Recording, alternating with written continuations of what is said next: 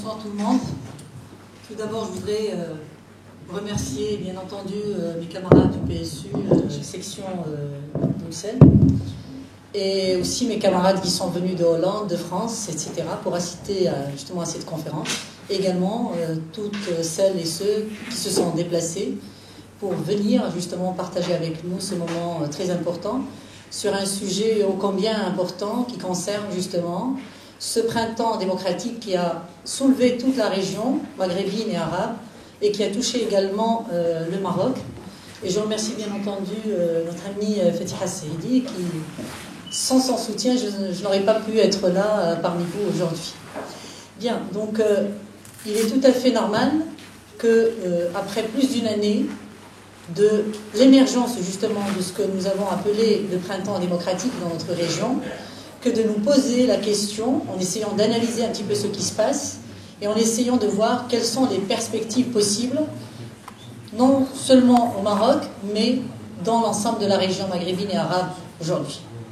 Ce printemps arabe a vu le début d'une renaissance des peuples de la région qui se sont soulevés contre le despotisme, qui ont demandé à mettre fin à la corruption et ils ont demandé et milité surtout pour la mise en place des bases réelles d'une construction démocratique et pour l'établissement de la pleine citoyenneté pour les peuples de la région.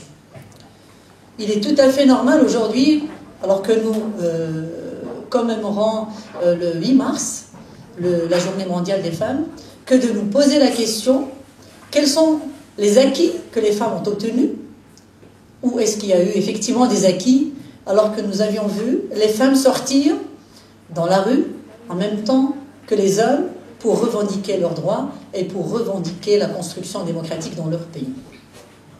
Bien entendu, je vais essayer d'aborder la question en survolant un petit peu la région pour enfin revenir au Maroc avec le mouvement du 20 février et essayer de vous présenter la situation telle que nous, au niveau du Parti socialiste unifié, nous la voyons et quelles sont les perspectives de lutte à venir dans notre pays pour la construction démocratique. Bien entendu, quand on analyse ce qui se passe dans la région, nous avons vu qu'il y avait des despotes qui ont été déchus, mais nous voyons quand même que la construction démocratique, que le changement sociétal attendu est lent à venir et qu'il y a encore des problèmes. Il est aussi important de souligner quels sont ces problèmes, justement, pour qu'on puisse les affronter.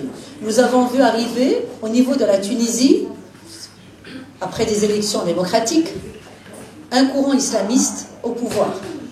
Nous avons également vu, au niveau de l'Égypte et aussi de la Libye, l'arrivée de courants islamistes qui constituaient les organisations les mieux structurées, en fait, et qui faisaient un travail de proximité avec les citoyens, dont une grande majorité vivait dans la précarité, connaissait le chômage et l'exclusion. Bien entendu, ces courants islamistes sont aujourd'hui au pouvoir.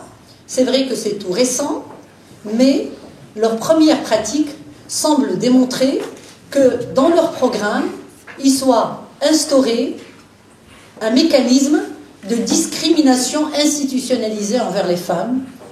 Donc, bien entendu, on se pose des questions. Nous voyons qu'en face, justement, de la montée de ces islamistes, nous avons des sociétés civiles assez vigilantes, assez fortes, qui continuent de descendre, justement, dans la rue, que ce soit en Égypte ou en Tunisie, du moins, et qui sont là pour dire que la construction démocratique, tant attendue par les peuples de la région, n'est toujours pas au rendez-vous. Nous ne sommes pas dupes, bien entendu, quand on voit qu'il y a aussi des forces, les lobbies internes, mais aussi des forces externes qui tentent de freiner l'élan de ces révoltes des peuples dans la région maghrébine et arabe. Je donnerai quelques exemples, par exemple en Égypte, où nous avons vu l'arrivée des frères musulmans au pouvoir, et aujourd'hui nous assistons à une sorte de coalition entre les frères musulmans, l'armée et aussi l'Occident. Nous voyons très bien que la protection de certains intérêts externes à l'Égypte est toujours très forte. bien entendu, on ne comprenait pas pourquoi justement l'Occident laissait faire les despotes avant ces révoltes arabes. Et on comprend moins encore aujourd'hui que ces peuples qui sont en révolution légitime pour accéder à la dignité, à la justice sociale, à la liberté, se voient bloqués dans leur élan par ce même Occident qui œuvre pour ses intérêts. Comme s'il n'était pas possible, justement, de préserver ses intérêts et en même temps laisser les peuples de la région lutter pour les leurs. Un autre exemple, l'Afrique, comme vous le savez, c'est le continent le plus riche. C'est le continent le plus riche avec son uranium, son or, son pétrole, son gaz, mais en même temps, c'est le continent le plus pauvre, avec 57% de population au-dessous du seuil de la pauvreté. Son malheur, c'est qu'il est justement riche. Et bien entendu, aujourd'hui, il y a une surexploitation, etc., qui vient de l'extérieur et qui interfère. Maintenant, l'espoir est toujours présent dans ces régions. L'espoir est toujours présent tant que la société civile est vivante, tant qu'elle descend pour revendiquer la pleine démocratie, et non pas une petite gorgée de démocratie. Alors, en Tunisie, la même chose. La Tunisie était plus ou moins avant-gardiste concernant les droits, l'égalité entre hommes et femmes, etc. Aujourd'hui, avec la montée d'un courant islamiste, nous voyons qu'il y a quand même un problème concernant ces libertés, concernant les acquis dont profitaient ces femmes. Nous avons vu intervenir à l'intérieur de la Tunisie l'Arabie saoudite à coups de dollars et de milliards de dollars pour contrôler même la télévision qui aujourd'hui passe des programmes moyenâgeux et qui essaie d'imposer justement sa manière de voir dans cette région du monde. Alors, pour ne pas trop tarder, bien sûr, la Libye, c'est encore une autre histoire, parce que tout est encore à construire et à faire. Cela ne veut pas dire que ces révoltes ont échoué, loin de là.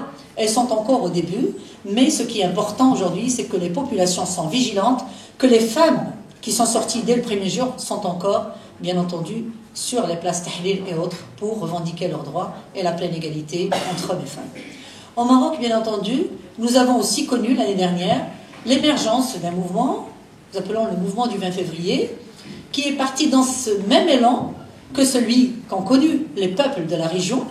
Et ce qui est positif dans l'émergence du mouvement du 20 février, c'est que, avant ce printemps démocratique, on disait que les peuples arabo-musulmans vivaient dans une sorte d'identité exclusive, qui n'étaient pas dans la présentation de projets alternatifs, mais c'était un repli identitaire qui se traduisait par tout type de fondamentalisme, voire même d'extrémisme.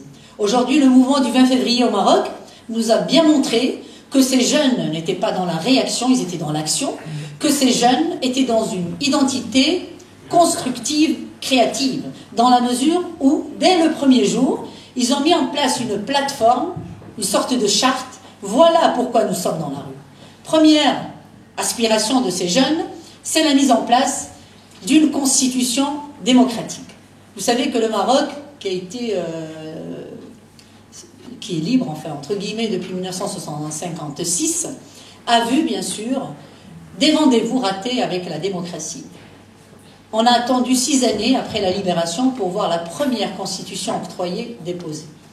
On a attendu 55 ans dans la grande salle d'attente de la démocratie sans la voir venir, malgré les processus qu'on avait appelés transition démocratique et autres. Donc c'était une transition infinie qui n'allait en aucun cas aboutir à la démocratie. La preuve en est lorsque le gouvernement d'alternance consensuelle a été constitué en 1998 et que certains espoirs étaient nés, bien que nous, au PSU, on avait tout de suite dit que s'il n'y avait pas de garantie de réforme constitutionnelle pour séparer de manière claire et nette les pouvoirs, pour réformer les institutions et pour ouvrir tous les autres champs de réforme dont le Maroc a besoin, on ne pouvait pas espérer que l'alternance consensuelle aboutisse à une alternance démocratique. On a très bien vu l'avortement de ce processus qui n'a pas duré longtemps, entre 1998 et 2002. C'est vrai que pendant cette période-là, avec l'arrivée d'une partie de socialistes aux commandes a permis ce qu'on avait appelé à l'époque une ouverture politique, donc une certaine avancée dans le domaine des droits, et notamment le changement du statut de la famille. Mais, bien entendu, en 2002, on a très bien vu que, même si l'USFP, qui avait obtenu une majorité relative aux élections de 2002, n'avait pas pu avoir les commandes du gouvernement, et on avait préféré mettre en place un Premier ministre technocrate à l'époque. Ce qui était espéré à l'époque, c'est que l'USFP se retire du gouvernement, regagne les rangs de l'opposition pour que l'on puisse reconstruire une opposition forte avec la gauche qui avait participé et avec la gauche qui était restée en dehors. Malheureusement, la participation de l'USFP avait servi, entre autres, à donner de la crédibilité à des partis que nous appelons des partis de l'administration qui n'en avaient aucune. Bien entendu, nos camarades du CFPI avaient préféré rester et militer de l'intérieur du gouvernement pour essayer de changer les choses, comme ils le disaient eux-mêmes, de l'intérieur, mais on avait très très bien vu que depuis 2002, le Maroc connaissait une période de récession politique sans précédent, parce qu'on a vu l'émergence d'un parti allié au système, le parti Authenticité et Modernité, donc comme si on pouvait rallier le Moyen-Âge et le XXIe siècle, dans des pratiques qui n'ont rien à voir avec la démocratie, qui n'ont rien à voir avec le respect, justement, de la pratique politique. Donc on est retourné dans la non-politique, dans la non-démocratie, et bien entendu, les Marocains ont répondu en 2007, lorsqu'il y a eu organisation des élections législatives, avec une participation de 20%, qui montrait bien que les Marocains n'avaient pas confiance dans ce jeu politique truqué, qui n'avait plus aucune crédibilité. Et on a vu bien sûr ce parti nouvellement créé, qui avait 3 députés en 2007, est arrivé avec le phénomène de cooptation à l'intérieur du Parlement, arrivé à 146 députés, et puis en 2009, lors des élections communales, il a fait la razzia. Donc pour nous, le scénario de 2012 était ficelé s'il n'y a pas eu justement l'arrivée sur la scène politique de ce jeune mouvement du 20 février, avec bien sûr des revendications politiques, des revendications sociales, des revendications économiques et culturelles. Donc c'est un mouvement qui a fait renaître l'espoir, parce que même les démocrates au Maroc, les socialistes, etc., étaient passés de la marge à l'extrême marge, parce que, comme je vous ai dit, on se trouvait dans une situation de véritable récession. Aujourd'hui, bien entendu, tous les espoirs sont permis, mais, bien entendu, il faut beaucoup de vigilance et il faut surtout travailler au projet alternatif, et il faut rassembler toutes les forces démocratiques et de gauche au Maroc pour présenter le projet alternatif qui va nous mettre vraiment sur la voie de la démocratie. On a eu pendant l'année dernière, avec le mouvement du 20 février, un comportement schizophrène, bien sûr, du système, qui a commencé par tolérer plus ou moins ce mouvement, en essayant de le récupérer, parce qu'il y a eu un discours royal le 9 mars, donc il a suivi quelques jours après la première sortie de ces jeunes dans la rue.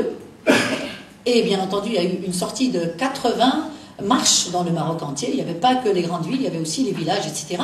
Donc, on a essayé de récupérer ce mouvement dès le 9 mars, mais la marche du 20 mars avait été beaucoup plus importante. Parce que pourquoi? Parce que entre le discours du 9 mars et la marche du 20 mars, il y a eu le 13 mars, où notre parti a été attaqué. On était en réunion du Conseil national, et puis les jeunes du mouvement du 20 février qui avaient organisé un sit-in pas loin du siège de notre parti, avaient été tabassés, donc ils se sont enfuis, sont venus se réfugier à côté de notre parti. Donc finalement, la bastonnade, elle a touché tout le monde.